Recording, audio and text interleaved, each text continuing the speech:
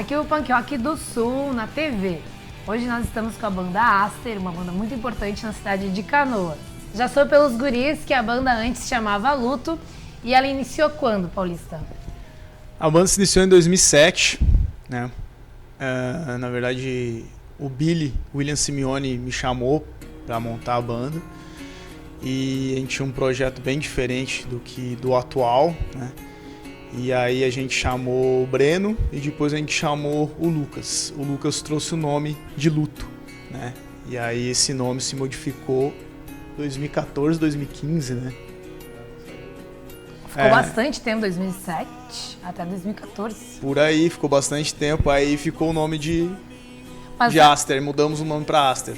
A vontade de fazer essa banda veio por causa que você já tinha outras bandas? Como é que se fez essa união? Assim, ó,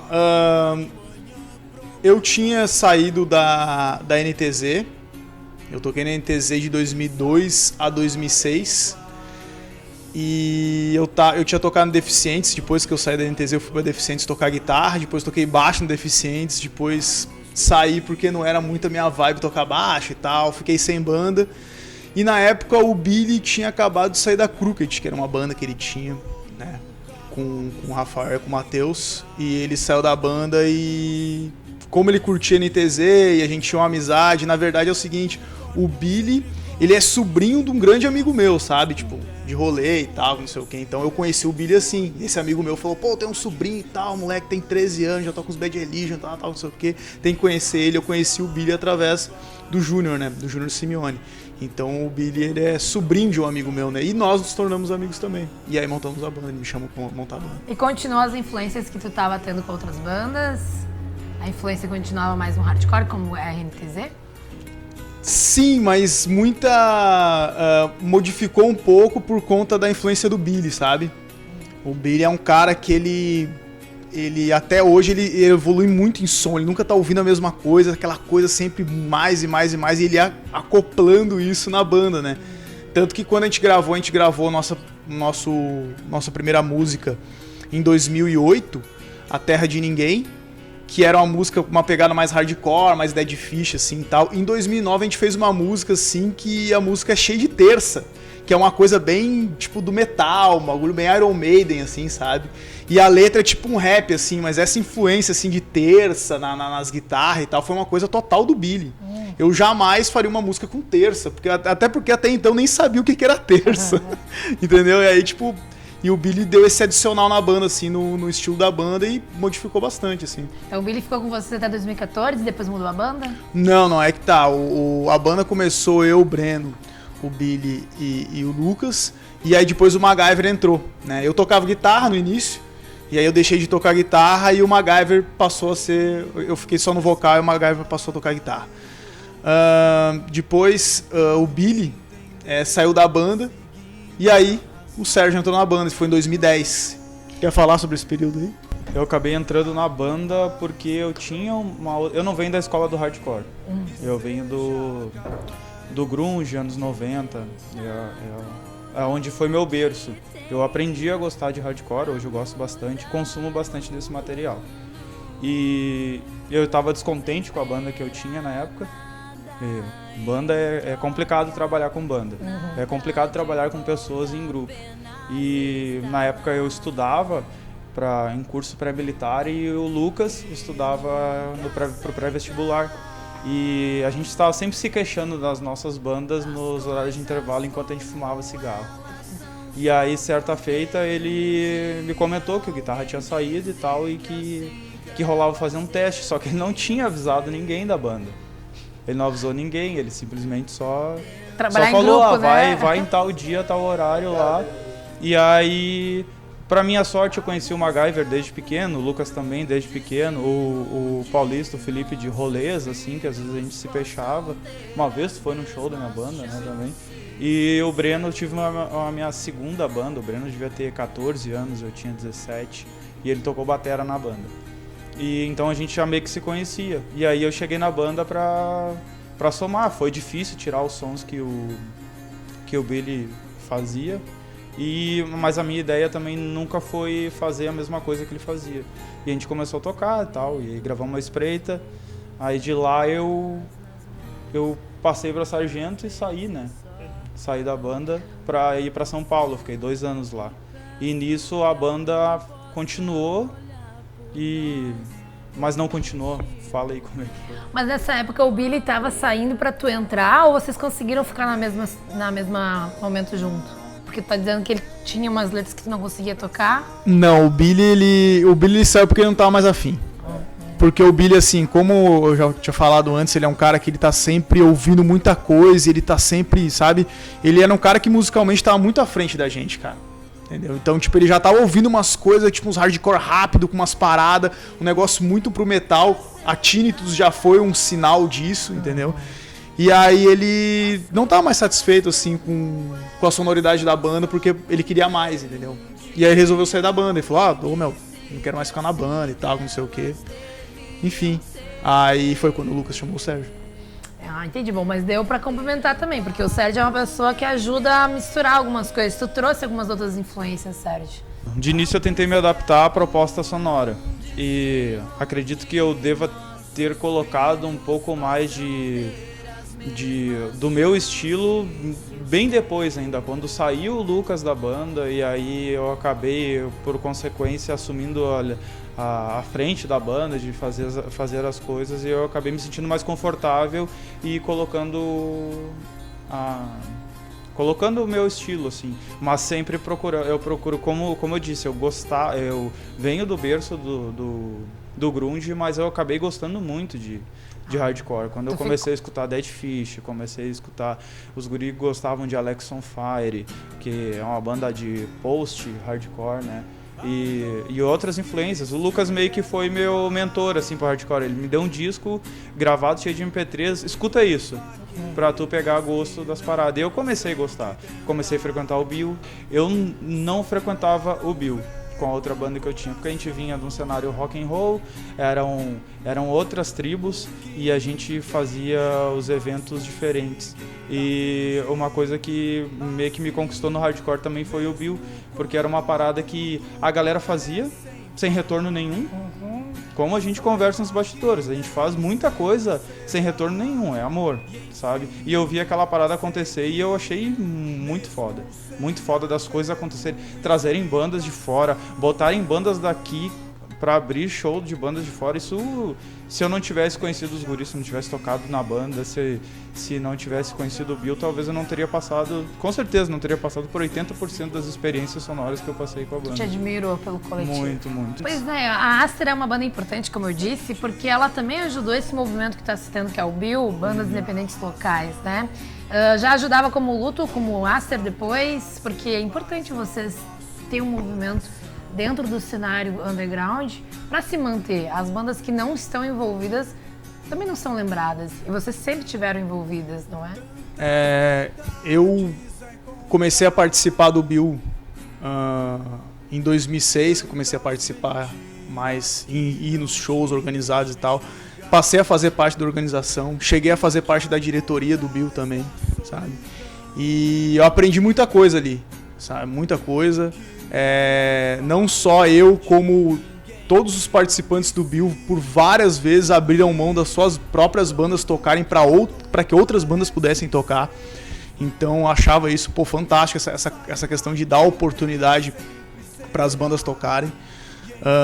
Então foi uma coisa que cresceu concomitantemente, assim, sabe?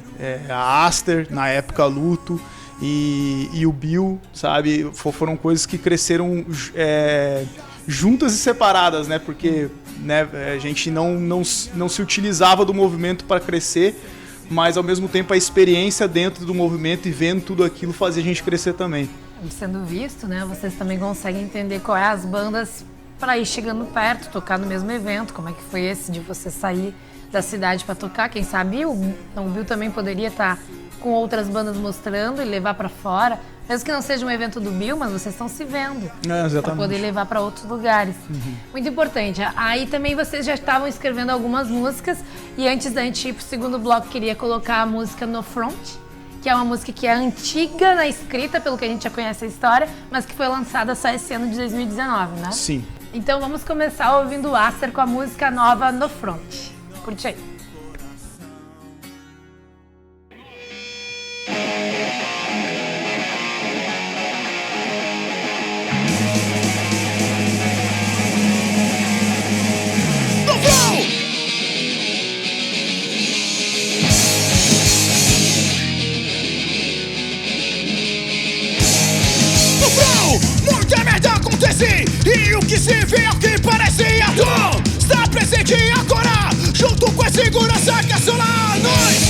prisioneiro sem causa, com medo até da nossa própria sombra, que apunhala as costas e anuncia quando tudo irá acabar.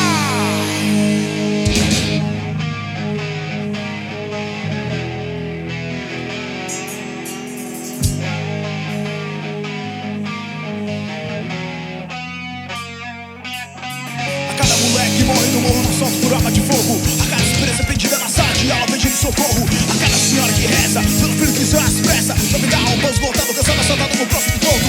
Andando no vale da sombra da morte, pensando em que estará comigo. Refugiando minha alma naquilo que encontra morada no peito inimigo. Pois o que é comigo, que é a vida que encontra o sentido. Pra tudo aquilo que sinto que morre, montanhas de casas perdidas. Procuro esperança nos corpos, amores de destino, um ódio. Aquilo que é seu se esconde num pré, onde muitos que foram não voltaram. O santo peito do lobo, do projeto monstruoso se filtra nas entranhas do povo. Estamos se vendo no front. Estamos se vendo no front. Estamos se vendo no front. Estamos se vendo no front. Estamos se vendo no front. Estamos se vendo no front. Estamos se vendo no front. Estamos se vendo no front. Estamos se vendo no front. Estamos se vendo no front. Estamos se vendo no front. E morreremos no front.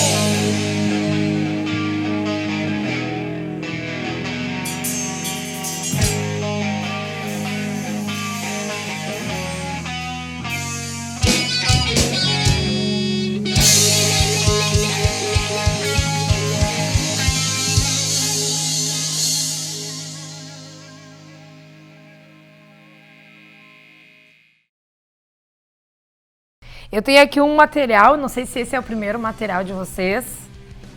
Esse na verdade é uma compilação, né? A gente gravou Terra de Ninguém em 2008, aí Tinnitus 2009, a Espreita 2010. Promessas? Promessas foi 2011. 2011, e aí a gente mudou o nome da banda, e aí gravamos A Carta. E aí a gente começou a fazer esse processo de gravação e tal, coordenar as coisas, daí eu já comecei a pegar mais pra mim, deixa que eu faço isso, deixa que eu faço... vamos fazer uma compilação? Vamos fazer. Cara, a gente tem que mudar o nome da banda. Luto, as pessoas não entendem o que é luto. Luto o luto veio do ato de lutar, né, de eu luto, então eu luto por algo, que é a proposta do som, das composições e do hardcore, do punk hardcore. Só que as pessoas entendiam como estar de luto, ser bad, assim. Aí a gente, vamos trocar de nome, cara. E aí a gente tinha um som da Eu Serei Hiena, né? Que a gente curtia bastante, chamava Asterix. Só que já existia uma banda chamada Asterix. E eu fui entender a etimologia e Aster vinha do grego de estrela, né? Que a gente queria manter o mesmo símbolo, que era uma estrela sim, toda rachada, se perdendo no tempo. E aí a gente mudou o nome da banda e gravou esse disco e lançou esse material. Interessante, então vocês conseguem manter a banda ativa lançando materiais, né? Vocês tiveram o primeiro material, essa da Estrelinha Azul, que atrás está escrito Luto, né? Referência à antiga banda. E depois, os outros materiais que vocês tiveram? Então, isso é muito importante dizer assim, porque eu tenho grande parte das composições, apesar do Sérgio compor também, grandes partes das composições, e as letras são minhas também, entendeu? Só que eu tenho um grande problema em executar tarefas, né? Então, o que acontece lá no começo dos anos 2000, eu fui líder da NTZ, sabe? Depois eu saí. Quando começou a luta, eu fui líder da luta durante um bom tempo. A gente gravou algumas músicas, só que a gente não conseguia realizar algumas coisas, assim. A gente começou, a gente fez a compilação, depois a gente gravou Longe do Mar e lançou em EP, em card, tudo, depois que o Sérgio assumiu a liderança da banda, entendeu? Porque foi quase que ao mesmo tempo que a Luto deixou de existir para existir a Aster dentro da mesma banda, foi o momento em que o Sérgio tomou a liderança da banda. E aí a coisa começou a fluir realmente em questão de material, vamos fazer e tal, porque realmente não é uma característica minha de executar, fazer assim e tal. Tanto que, lógico, quando eu participei do Bill ali, foi uma questão que era um coletivo, né? Então, eu fazia junto com os outros. Agora, numa posição de liderança é mais complicado, o Sérgio assumiu a posição de liderança e exerceu muito melhor que eu. Aí a gente lançou as paradas. Qual é a frequência, Sérgio, que tu vê a banda lançando material? Tu acha necessário lançar material para manter a banda há tanto tempo? Com certeza, sim. quem não é visto não é lembrado, né? Então, eu sou muito tarado por música e por trabalhar com a galera e tal, e fazer alguma coisa. Então, as coisas que estão acontecendo hoje com a banda, eu já tô uns 1 ano e meio pra frente, assim, que eu sempre até parei de mostrar as coisas pro Felipe, porque ele ficava meio assustado, assim, com a quantidade de coisa que eu já tinha planejado. Tem planejamento, então, pro futuro. Tem. Que maravilha, quem é fã da banda. E aí... Planejamento que eu nem imagino. E aí eu fui bolando.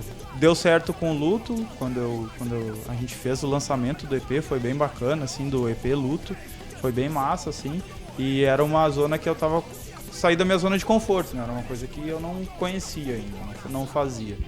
E peguei inspiração de, um monte de banda faz, um monte de coisa acontece, umas bandas massas, umas bandas foda, assim. Pode citar elas, não? Que, a gente via Ishi fazendo, Lapso de Insanidade, a Simples fazendo, quem mais que a gente via na época? Os Carniça, sempre lançando material, então a gente viu um monte de banda fazendo, cara, dá pra gente fazer.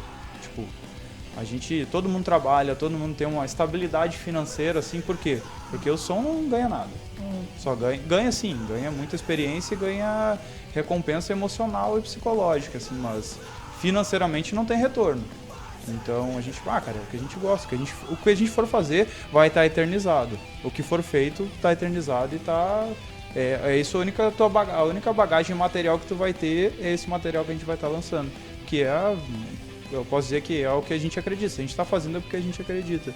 E a ideia é sempre tentar fazer com tudo aquilo que a gente compõe que seja registrado em materiais. Só que, claro, dentro do limite que a gente consegue caminhar sem extrapolar. Tipo, não dá para pegar, por exemplo, e ficar lançando sempre materiais, isso gera um custo, tem tudo. E tempo das pessoas absorverem. Então, por isso que a gente tenta sempre estar lançando alguma coisinha de tempo em tempo. Essa última música que vocês lançaram no Front, não está em nenhum CD ainda. Então, composições tem bastante, assim, tipo, de música e letra algumas, e de música já tem bastante.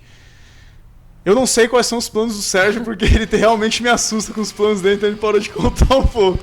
Mas eu imagino que de repente a gente possa lançar um EP em breve, né? Com músicas inéditas. E essas músicas que a gente tá gravando agora, tipo, a gente gravou no From, e até o final do ano a gente lança mais um single. De repente a gente sai numa compilação no futuro próximo aí, mas é uma coisa muito...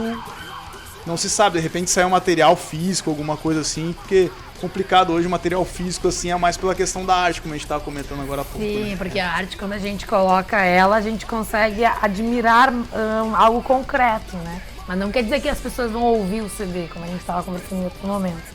E esse último CD que veio foi o Longe do Mar, não é? Tem uma música chamada Rogai, que é bem conhecida de vocês, eu já ouvi em 2 CDs essa música. E ela é pedida, até tem 2 versões, né? Uma que é um pouquinho mais calma, que teve uma convidada, e a outra que foi só tu, um pouquinho mais hardcore. Por que essa troca, essas 2 versões? É porque a gente queria fazer já uma coisa acústica há algum tempo, assim. E eu já queria ter chamado a Daphne pra cantar há algum tempo já pra essa música aí. Não sei porque no momento eu imaginei que o vocal dela ia ficar legal, entendeu? A princípio era pra cantar no CD, na música plugada, só que não deu tempo porque a gente tava numa correria muito louca assim, não fechou os horários nossos e dela e tal, e aí acabou que ela não gravou. E aí a gente combinou assim, não, a gente vai gravar um acústico depois, né? Que tem a Timo, a Promessas e a Rogai. E a gente chama ela pra cantar, então tem a participação dela no acústico ali, no desplugado ali, tem a versão a participação da Daphne Zanqueta, que tinha a banda Tifa nas antigas e depois teve a banda Moments After You. Foi vendo ela cantando nessas bandas que eu imaginei que de repente, pode ficar legal o vocal dela nas músicas. E aí, combinamos lá. A importância do músico participar da cena não só pra cantar e tocar, né? Pra poder também conhecer outras bandas, outras pessoas. Então vamos ouvir um pouquinho de Aster, a música Rogai. Curte aí.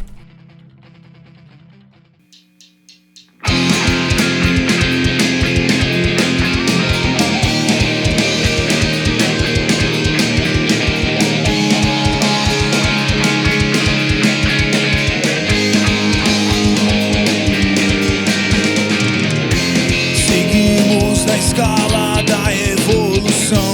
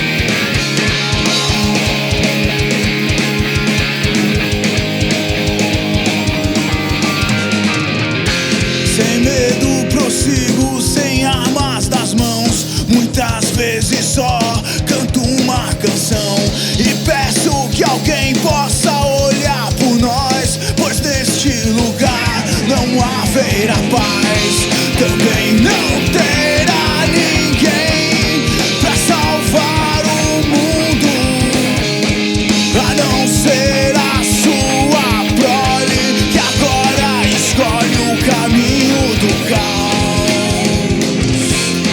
e nunca aceitar as coisas como elas são, só porque um dia alguém disse que assim que elas deviam ser. Tentar compreender a busca por um destino onde nossos filhos possam ter as mesmas chances que ser.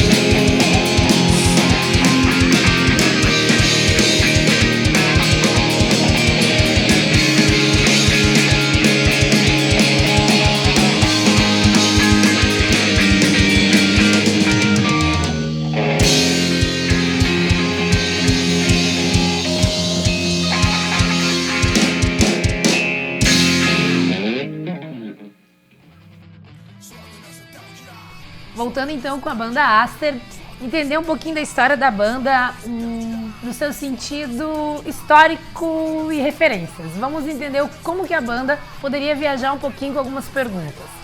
Banda Aster, Felipe, né, o famoso paulista, e o Sérgio, que é hoje a liderança, como vocês estão contando. Queria que a gente pudesse viajar e pensar nas referências de vocês, seja individual ou da banda em si, mas se vocês pudessem se colocar num período da história, onde que vocês se colocariam com a banda de vocês atualmente? Eu particularmente me colocaria nos anos 90. Ué? Não sei, cara, acho foi onde eu comecei a curtir som. E eu vejo assim, tem muita banda que hoje eu vejo assim, e tirando a gente, cara, sabe? Tipo, tem umas bandas assim, tipo, os próprios Carniças, assim, tá ligado? Tipo, Mão do Calado, que é uma banda que acabou recentemente, mas, meu, entre várias outras bandas que agora não me vem à mente, assim, mas, cara, que se existisse nos anos 90, tinha explodido, velho, tá ligado? Tinha acontecido realmente.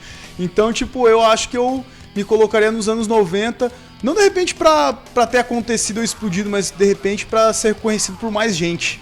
Sim. Entendeu? Porque hoje em dia parece que o rock perdeu um pouco a vez.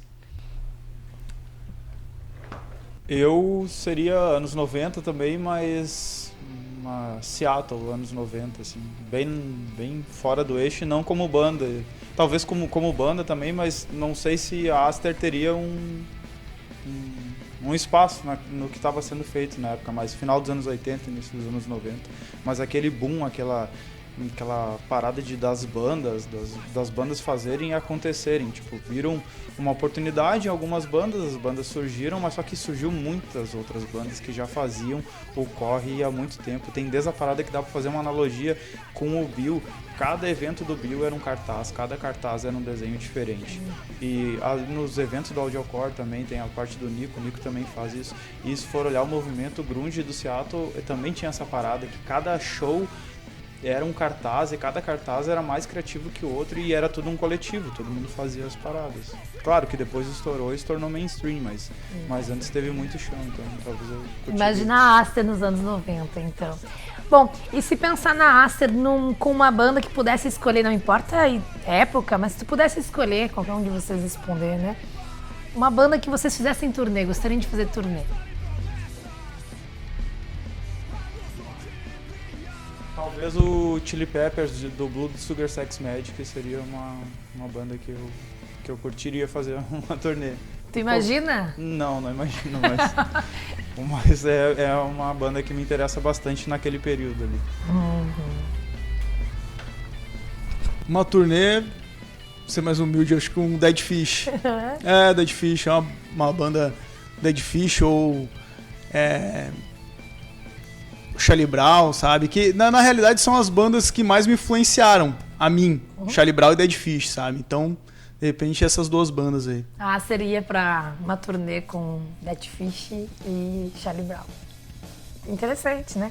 E qual álbum que vocês consideram que marcou mais a vida de vocês? Que vocês ficaram o final de semana ouvindo, dia de semana, que não saía da mente de vocês? Você lembra de algum? O meu, com certeza, 01 do Dead Fish. Porque tem uma história interessante com ele, assim. É o CD que eu mais curto da Dead Fish, e eu me lembro que quando ele foi lançado, foi no final de 2004, se eu não me engano, e eu fiquei, cara, preso no quartel na época, do dia 3 de janeiro ao dia 6 ou 7 de janeiro. Fiquei 5 dias preso no quartel, assim, e era o único CD que eu tinha pra ouvir. E, cara, eu ouvi muito aquele CD, e foi uma experiência da minha vida em que eu pude ficar 5 dias sozinho no lugar, só eu, mais ninguém, refletindo sobre a vida e escutando aquilo ali, refletindo sobre as músicas e tal, e foi bem interessante. Acho que eu Ficou preso, foi detido. Sim, pois é. Não vou passar. E tu, Sérgio? Nirvana em Útero. É um disco que acabei escutando por influência do meu irmão. Meu irmão consumia muito esse material, ele é dessa época, né? Então eu acabei um dia de tarde fuçando nos discos dele, fui colocando. Estava na época Mamonas Assassinas, outras coisas, mas quando eu coloquei aquilo ali, eu curti muito e comecei a consumir muito aquele material ali e tentar absorver o máximo daquele som. Aquele disco me marcou muito. É uma referência que tu já traz, né, o grunge. Bom, vocês lembram de alguma coisa que não foi contado da banda? Alguma coisa que vocês teriam para contar da banda que nunca foi exposto, que vocês gostariam de expor desses anos todos? Tem uma história, assim, não uma coisa e tal, mas é uma história interessante, assim, que eu gosto de contar sempre, porque é um cara que eu admiro muito como músico. Mas quando a gente gravou Tinnitus, eu me lembro que ela era uma música de introdução de show, ela não tinha letra, e o Billy que colocou pilha pra eu fazer uma letra. E antes da gente gravar, a gente marcou um ensaio aqui no Navarro, na antiga Sala C, e a gente ficou tocando ela muito, tipo 2 horas assim, antes de gravar lá no Sebas. Quando o Sebas era na Pernambuco ainda. E a gente chegou pra gravar lá, e o Billy, daquele jeito dele, né, vai... E tal, e a gente falou, alguém tem que ficar com o Billy, pro Billy não viajar, vai chegar lá na hora, o Billy vai querer fazer um bagulho que eu tô completamente diferente, pá. E, a gente tava lá e tal, não sei o que, a gente se descuidou do Billy. E o Billy ficou sozinho lá, sabe, com o Sebas, e foi uma viagem porque, tipo, ele fez um solo totalmente diferente do que ele tinha feito, e a guitarra dele era um lixo, entendeu? E o Sebas falou, cara, sua guitarra é muito ruim, cara. Ele falou, então deixa eu gravar com uma tua ali, entendeu? Só que o Billy é canhoto e o Sebas é destro, né? Então ele pegou a guitarra do Sebas de destro, assim, ao contrário, assim, e fez aquele solo que tem na Tinnitus, se vocês forem ouvir lá, maravilhoso, no final lá, com a guitarra ao contrário, porque a gente deixou ele sozinho e fez completamente diferente do que a gente tinha combinado. Então, interessante, sim. Saber a composição e a história da música, a gente já escuta com outros ouvidos, né? Uhum. Bom, vamos ouvir então a última, acho que foi a última música que vocês fizeram depois do Front. A Verdade é a Incerteza. Vamos ouvir então A Verdade é a Incerteza da Aster. Curte aí. Aos tempos que passaram, tudo que fiz foi o que achei melhor, mesmo que não possa ter sido. Sonhos frustrados deixados pra trás, como se nada nem ninguém um dia possa ter os tido. Sem perceber, me tornava tão culpado quanto aqueles que